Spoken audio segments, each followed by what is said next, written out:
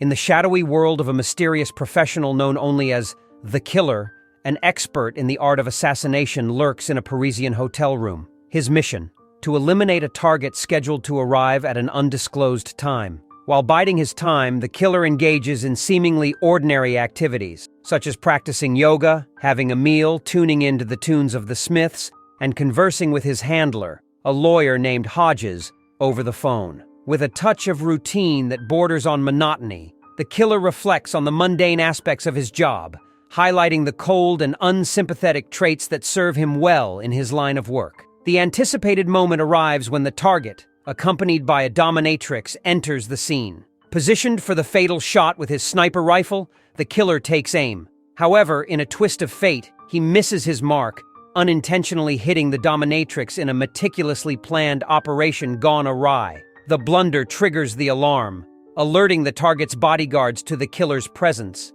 Swiftly, he slips away, managing to elude the pursuing police. Escaping to the United States using one of his many false identities, the killer reflects on his near capture. Paranoia sets in as he suspects being trailed, prompting him to lay low in an airport hotel upon his return. It is here that he cautiously confirms whether he is indeed being followed before resuming his elusive journey. The mysterious figure known as the Killer comes back to one of his secret places in the Dominican Republic, only to discover that it has been broken into. Shockingly, his girlfriend Magdala has also been targeted by assassins. These deadly attackers, sent by Hodges to clean up any loose ends for the client, didn't succeed in killing Magdala but did harm her. Determined to uncover the truth, the killer begins his investigation. He starts by locating Leo, the taxi driver who assisted the assassins in spying on his home. Leo reveals crucial details about the attackers: a very strong young man and an older woman with white hair. Armed with this information,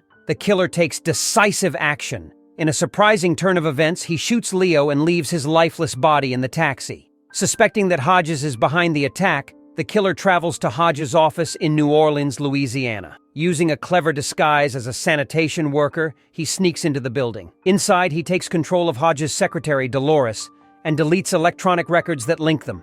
In a tense confrontation, the killer aims to extract information from Hodges about the hired assassins. Things take an unexpected turn when the killer uses a nail gun to wound Hodges in the chest, hoping to force him to reveal the hitmen's identities. However, Hodges succumbs to his injuries faster than anticipated, choking on his own blood.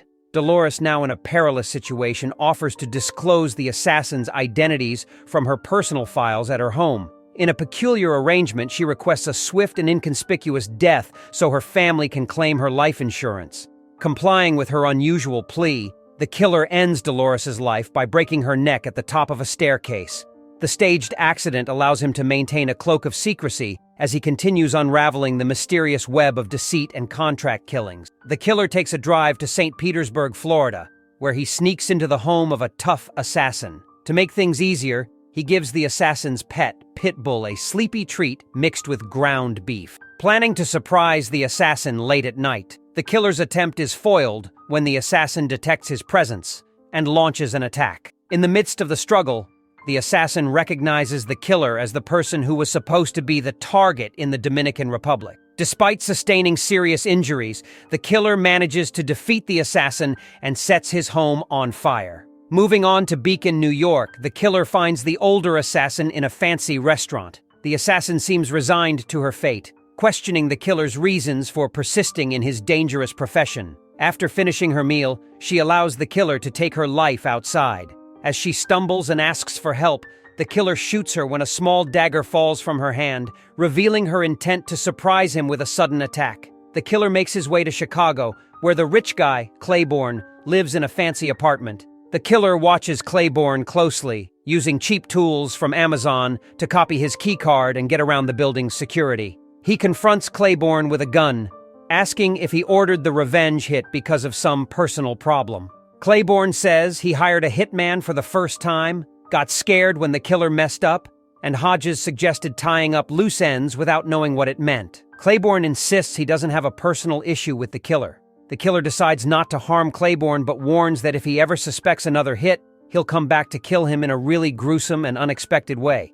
With this agreement, the killer heads back to the Dominican Republic, where Magdala is recovering. He starts getting used to a quieter life, slowly stepping into retirement. And that's the end of this movie story, leaving us with the twists and turns of the killer's journey.